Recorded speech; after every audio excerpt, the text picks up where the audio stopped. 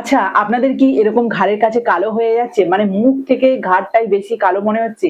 আর এর জন্য কিন্তু গয়নাগাটি যেমন পরলে বাজে লাগে, তেমনই কিন্তু বাইরে বেরোলে মনে হয় যেন মুখ আর এবং আমাদের গলাটা সম্পূর্ণ আলাদা। মানে দুটোর পার্থক্যটা ভালোভাবে বোঝা যায়। বিশেষ করে আমাদের এই যে এই জায়গাটা খুব কালো হয়ে যায়। দেখো আমারও কিন্তু এই যে কালো ভাব একটা চলে এসছে আর এখানে কিন্তু একটা জরুল রয়েছে। এই জরুল থেকে কিভাবে নিরাময় পাওয়া যায় তারও টিপস খুব তাড়াতাড়ি আসছে এবং এটাকেও আমি রিমুভ করব। তবে আজকে আমি যে টিপসটা নিয়ে এসেছি সেটা হলো এই যে ঘাড়ের কালো দাগ কিভাবে রিমুভ করব। এর জন্য একটা ঘরোয়া টিপস বা ঘরোয়া রেমেডি তৈরি করব যেটাতে খুব চটজলদি কিন্তু এই ঘাড়ের কালো দাগ রিমুভ হয়ে যাবে। তো তার জন্য কিন্তু শুরু থেকে শেষ অবধি সম্পূর্ণ ভিডিওটা দেখতে হবে। ঘাড়ের কালো দাগ দূর করার জন্য বা রিমুভ করার জন্য প্রথমে আমার লাগবে কিন্তু চালের গুঁড়ো। এটা মোস্ট ইম্পর্টেন্ট, কারণ এটা থাকলে খুব তাড়াতাড়ি কিন্তু আমাদের ঘাড়ের কালো দাগটা কিন্তু রিমুভ হয়। তো তার জন্য আমি একটা বাটির মধ্যে চামচ নিয়ে নিলাম চালের গুঁড়ো। আর এটা কিন্তু একটু দানা দানা রয়েছে, এতে করে কিন্তু খুব সুন্দর স্ক্রাবের কাজ করবে। এবার এর মধ্যে দিয়ে দিচ্ছি 1 চামচ চিনি, দিয়ে দেবো অর্ধেকটা পাতিলেবুর রস, এবার দিয়ে দিচ্ছি 1 চামচ মধু, এর সাথে মেশাবো 2 চামচ গোলাপ জল। প্রত্যেকটা ইনগ্রিডিয়েন্টস কিন্তু আমাদের এই কালো দাগগুলো রিমুভ করার জন্য একদম উপযুক্ত, কারণ চালের গুঁড়ো, চিনি, মধু এবং তার সাথে যদি গোলাপ জল থাকে, আবার পাতিলেবু থাকে, এগুলোই যদি প্রত্যেকদিন ঠিকঠাক ভাবে লাগানো হয় তাহলে কিন্তু এই কালো দাগ ছোপগুলো খুব সহজে রিমুভ হয়ে যায়। এই সমস্ত উপকরণগুলো কিন্তু প্রত্যেকের বাড়িতে কম বেশি করে থাকেই। দিচ্ছি 2 চামচ গোলাপ জল।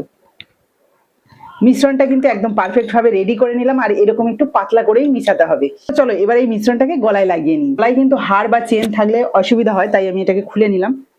এবার আমি একটুখানি এই যে হাতে করে নিলাম আর এইভাবে কিন্তু গলায় লাগাবো। আর এটা কখন লাগাবো সেটাও কিন্তু তোমাদের বলে দিচ্ছি, তবে তার আগে আমি একটুখানি লাগিয়ে নিই ভালো করে।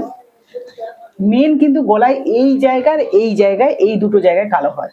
অনেক সময় আমাদের পরিষ্কার না করার জন্য কালো হয়, আবার অনেক সময় কিন্তু পেটের সমস্যা থাকলে বা কোনো রোগ থাকে তাহলে কিন্তু এই সমস্যাগুলো দেখা দেয়। তো যখন শরীরে কোনো সমস্যা হয় তখন তো ডাক্তার কাছে যেতেই হবে। তবে হ্যাঁ, অনেকদিন যদি পরিষ্কার না করে কালো হয়ে যায় তাহলে কিন্তু এইভাবে এই রেমেডিটা ব্যবহার করতে পারো। আর এটা কখন ব্যবহার করবে বলো তো? স্নানের আগে। আমি তো এখন স্নান করে তারপরে লাগাচ্ছি জাস্ট তোমাদের দেখানোর জন্য, তবে এটা স্নানের 15 মিনিট আগে কিন্তু ব্যবহার করবে। আর এই যে লাগিয়ে নিয়ে জাস্ট 2 থেকে 3 মিনিট মতো রেখে দেবে, তারপরে হালকা হাতে স্নান করতে গিয়ে গলার কাছে এইভাবে ম্যাসাজ করবে। হালকা হাতে, কিন্তু খুব ডিপলি কিন্তু ম্যাসাজ করা যাবে না। ম্যাসাজ করলে মানে এই যে দানা দানা যে চিনিটা রয়েছে তার উপরে চাল গুঁড়োটাও কিন্তু খুব মিহি নয়, ওই দুটো দিয়ে কিন্তু খুব সুন্দরভাবে এই জায়গাটা ম্যাসাজ করতে হবে। এবার এটা তোমাদের নিশ্চয়ই মনে হচ্ছে যে কতদিন ধরে লাগাবো। এটা তোমরা মিনিমাম 1 সপ্তাহ ব্যবহার করো, তাহলে কিন্তু হাতে নাতে রেজাল্টটা পেয়ে যাবে, মানে কতটা চেঞ্জ হচ্ছে।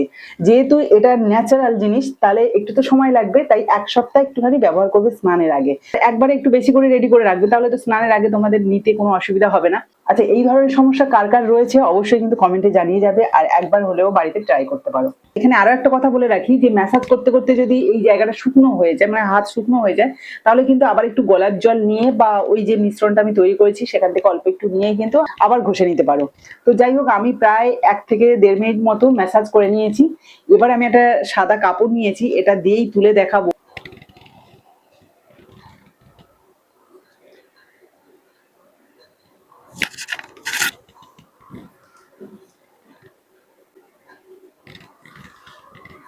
এই দেখো কেমন কালো হয়ে গেছে।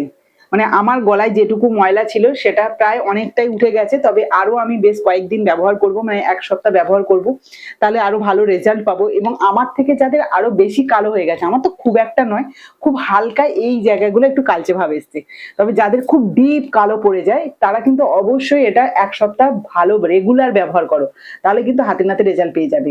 তবে আজকের এই ঘরোয়া টিপসটা তোমাদের কেমন লাগলো অবশ্যই কিন্তু কমেন্টে জানাবে, আর উপকারে যদি আসে অবশ্যই বন্ধুদের সাথে প্রচুর প্রচুর শেয়ার করো, যাদের এই সমস্যাগুলো রয়েছে তারা যেন এই ভিডিওটা দেখে তাদের সমস্যার সমাধান করে নিতে পারে। তো আজকে ভিডিওটা এই পর্যন্ত। সবাই খুব ভালো থেকো, সুস্থ থেকো, টাটা।